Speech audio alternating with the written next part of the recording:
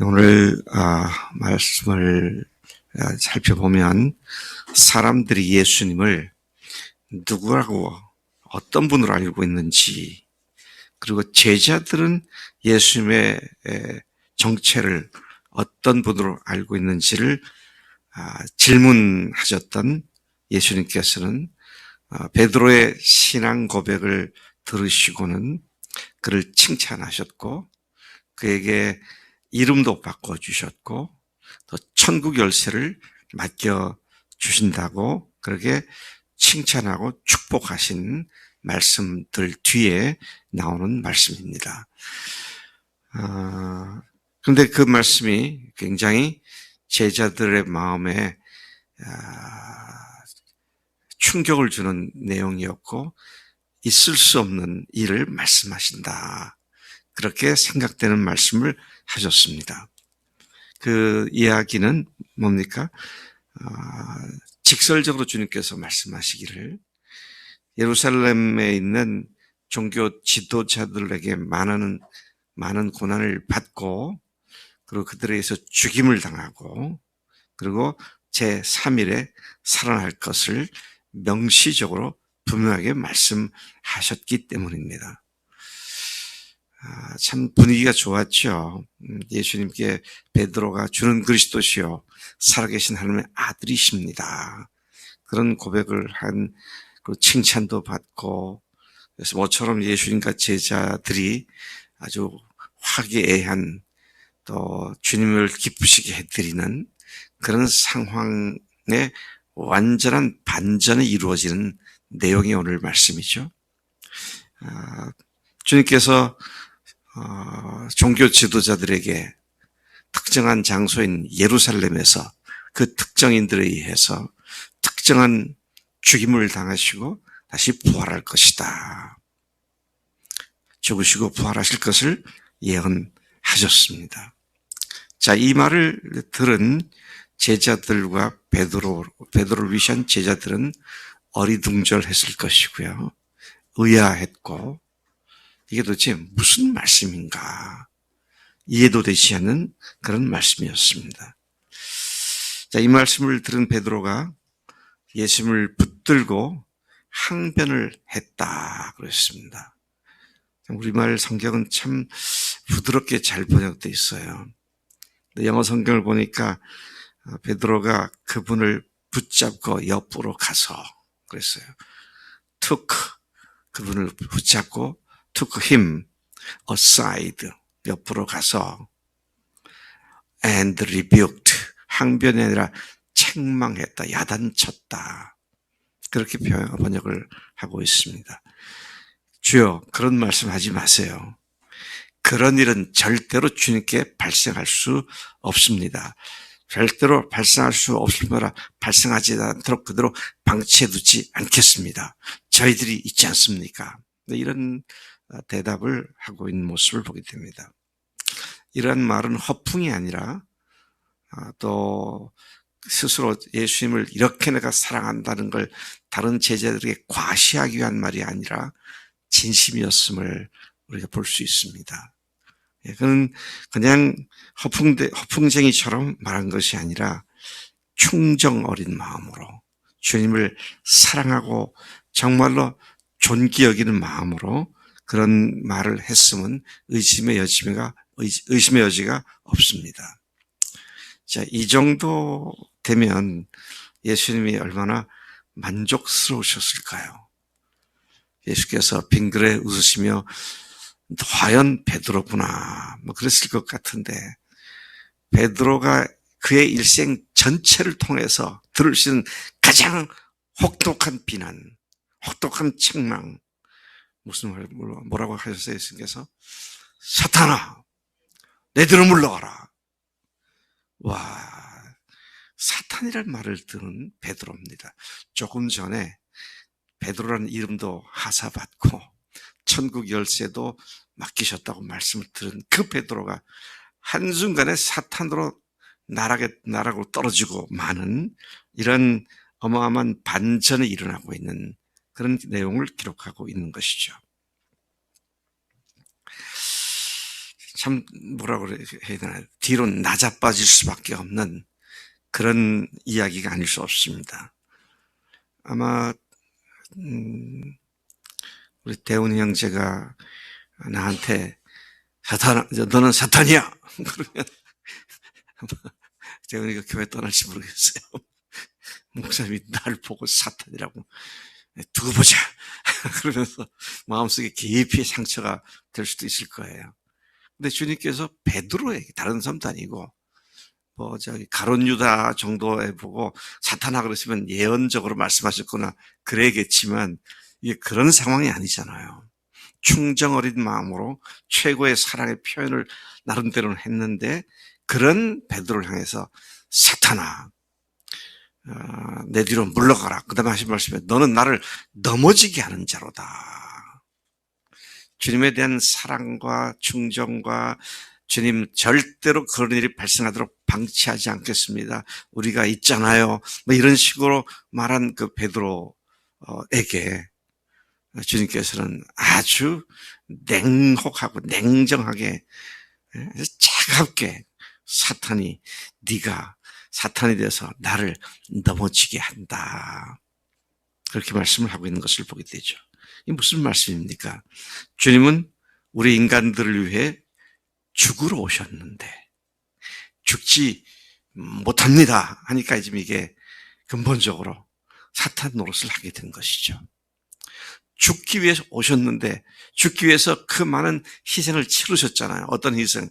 하늘 보좌를 버리고 인간의 모습을 입고 이 땅에 내려오셔서, 그것도 가장 가난한 천민의 모습으로 오셨다가, 그리고 지금까지 이 고생을 하면서 죽음으로 계속 달려가고 있는데 전혀 그것을 알아차리지 못했던 베드로, 또 그의 제자들, 그들이 주님의 죽음을 막으려고 하는, 그런데 그것도 악한 마음이나 어긋장 놓는 마음이 아니라 사랑과 충정을 가지고 이렇게 했다. 참, 그래서 여러분, 우리가 주님 앞에서 우리가 어떻게 살아야 하느냐 그럴 때 우리가 아이디어를 짜내가지고 이렇게 하면 주님께서 기뻐하실 거야. 그래서 이런저런 일을 만들어가지고 열심히 그 일을 추진해가지고 주님께 영광 돌리겠습니다. 그거 아니라는 말씀입니다. 네. 우리가 해야 할 오직 한 가지 일, 그건 뭐예요? 주님의 뜻을 알고 순종하면 되는 겁니다.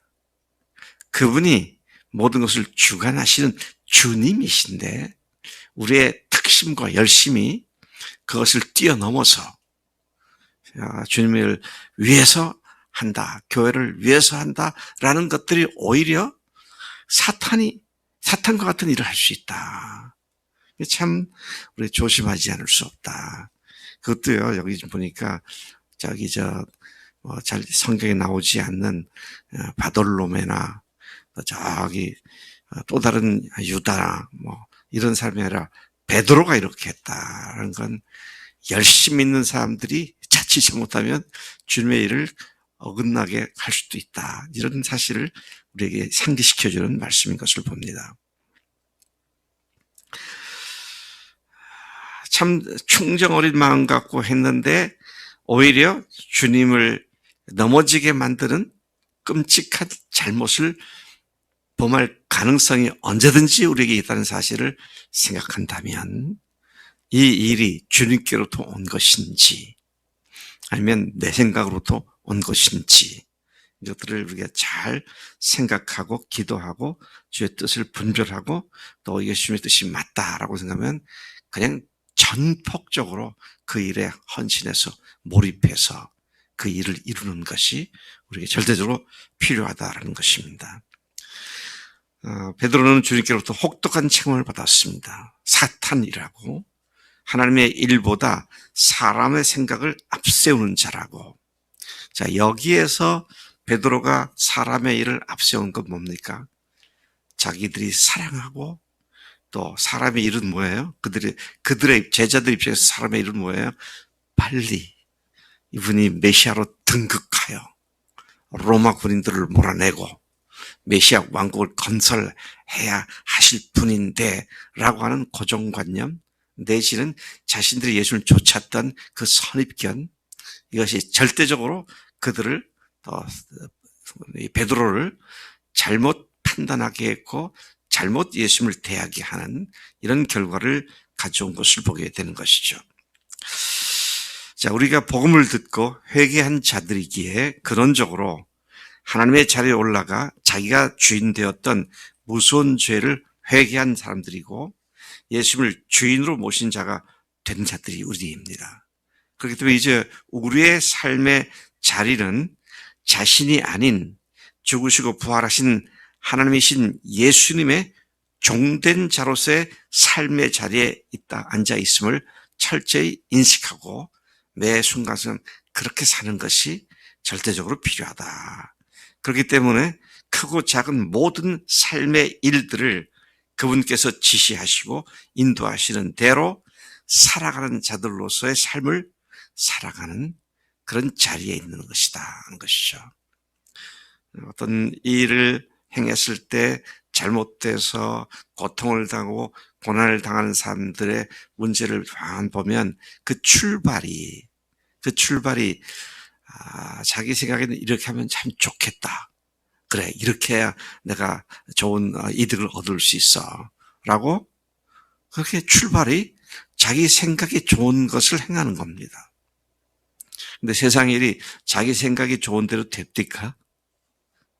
아니에요. 그래서 고통을 당하는 일들을 겪으면서 수년 동안 고생을 하는 그런 많은 사람들을 보게 되는데 오늘 내가 지금 하고 있는 것이 주님의 뜻을 확인하고 주님이 주시는 확신을 갖고 하는가? 아니면 내 생각으로 출발한 것인가? 이게 항상 우리의 근본 동기, 근본 출발의 원인 이런 것들을 항상 세밀하게 정말 진지하게 여쭙고 확인하고 사는 것이 너무도 중요한 일이다 것이죠. 네. 자, 주님께서는 그와 같은 말씀하신 뒤에 하실 말씀이 뭡니까? 누구든지 제 목숨을 구원하고자 하면 잃을 것이요. 누구든지 나를 위하여 제 목숨을 잃으면 찾으리라. 역설적 진리를 말씀하지 않습니까? 주님 말씀대로 했다가는 꼴이 안 될 것 같아. 내가 망할 것 같아. 근데 내가 이렇게 해야겠어. 라고 하는 것이 오히려 망하는 길이 될 수 있다. 그래서 여러분, 주님 앞에 내 동기가 여기 말씀대로 내 목숨을 잃고 주님이 찾으시는 그런 일인가? 내 목숨을 찾고 주님을 잃는 그런 일인가? 이런 생각을 해볼 문제다 하는 것이죠. 사람이 만일 온 천하를 얻고도 제 목숨을 잃으면 무엇이 유익하리요? 사람이 무엇을 주고 제 목숨과 바꾸겠느냐? 이 말을 조금 바꾸면 사람이 그 인생을, 자기 인생을 무엇과 바꾸겠느냐? 주님의 나라와 영광을 위해서 온전히 헌신해야 한다는 사실을 다시 한번 생각하게 되는 것입니다. 자, 그렇게 사는 사람, 제 목숨을 잃고 주님의 영광을 위해서 사는 사람에게는 하나님께서 반드시 그분이 왕 되심을 경험하고 누리게 해 주심을 여기서 말씀하시죠. 27절 28절에 인자가 아버지의 영광으로 그 천사들과 함께 오리니 그때 각 사람이 행한 대로 갚으리라. 진실로 너에게 이르노니 여기 서 있는 사람 중에 죽기 전에 인자가 그 왕권을 가지고 오는 것을 볼 자들도 있느니라. 이 구절에 대해서는 여러 가지 해석이 있을 수 있습니다만 중요한 것은 주님의 뜻을 쫓아 살게 되면 그분이 왕 되셔서 우리의 삶을 철저하게 인도하시고 주관하시고 역사하신다는 사실을 분명히 경험하게 된다. 그런 말씀으로 우리가 적용해서 이 말씀을 이해할 수가 있는 것이죠. 하나님 아버지 감사합니다. 이 아침 참 주님께 대한 충정이 야속하게도 사탄이란 말을 들은 베드로의 이 역설적인 사건 속에서 오늘 우리도 동기가 좋고 또 목적이 선하면 다 괜찮은 것처럼 착각하지 않게 하시고 주님이 말씀하시고 주님이 인도하신 것인지 주님의 뜻인지를 항상 살펴 주님을 기쁘시게 하고 주님의 영광을 드러내고 복음을 드러내고 하나님의 은혜를 드러내는 그런 삶이 되도록 우리를 인도해 주신 줄로 믿습니다. 하나님, 저희들의 열심히 특심이 되어 하나님의 일을 오히려 망가뜨리는 그런 잘못을 범치 않도록 주님께만 늘 초점 맞추고 주님의 시야에서 사라지는 일이 없도록 복 주시는 줄로 믿습니다. 오늘도 내일도 주님 오실 때까지 그렇게 주님만 바라보고 살겠습니다. 감사하고 예수님의 이름으로 기도로 쌉나이다. 아멘. 아멘.